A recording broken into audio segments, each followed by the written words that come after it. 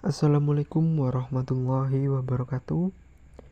Selamat datang teman-teman. Pada video tutorial kali ini kita akan menjelajahi struktur kode untuk implementasi sistem informasi rumah sakit menggunakan Java dan konsep Object Oriented Programming atau bisa disebut dengan OOP. Mari kita mulai perjalanan ini. Pertama, perkenalkan, nama saya Rian Wahyudi, NPM 220201046. Dan pada kesempatan ini kita akan melihat secara mendalam bagaimana sebuah sistem informasi rumah sakit dapat diimplementasikan menggunakan Java dengan pendekatan OOP atau Object Oriented Programming. Dan untuk yang pertama, kita memiliki kelas abstrak. Kelas ini saya kasih nama dengan person. Ini adalah kelas dasar yang menyediakan atribut dasar seperti nama, umur, dan jenis kelamin.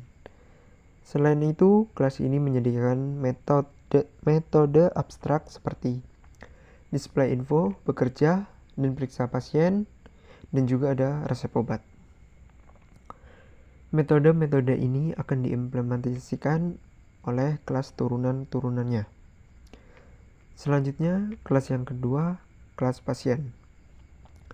Kelas pasien ini merupakan kelas turunan dari person dan membawa atribut seperti tambahan nomor rekam medis dan keluhan. Penggunaan enkapsulasi terlihat jelas di sini dengan adanya getter dan setter.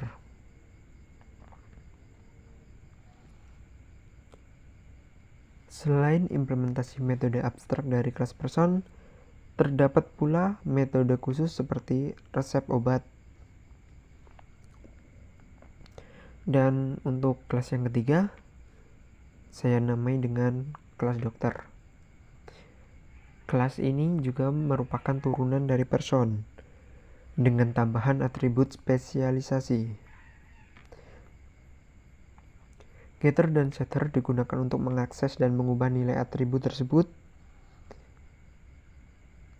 Selain implementasi metode abstrak dari kelas person, terdapat metode khusus seperti resep obat dan lakukan operasi. Selanjutnya, kelas apoteker.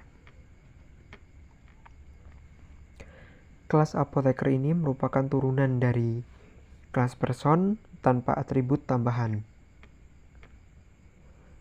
Meskipun begitu, kita masih dapat melihat implementasi metode abstrak dari kelas person.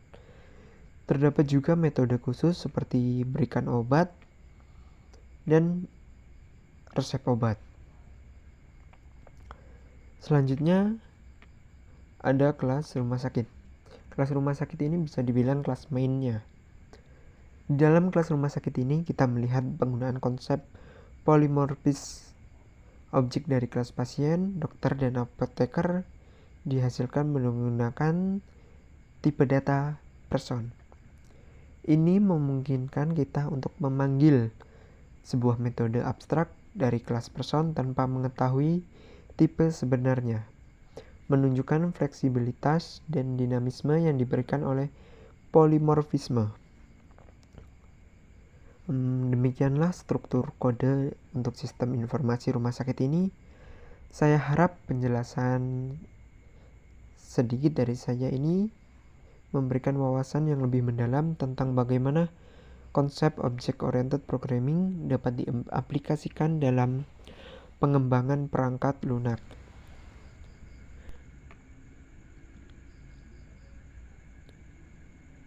Berikut ini adalah kode program setelah dijalankan. Mungkin itu saja video tutorial dari saya. Kurang dan lebihnya saya mohon maaf. Saya akhiri. Wassalamualaikum warahmatullahi wabarakatuh.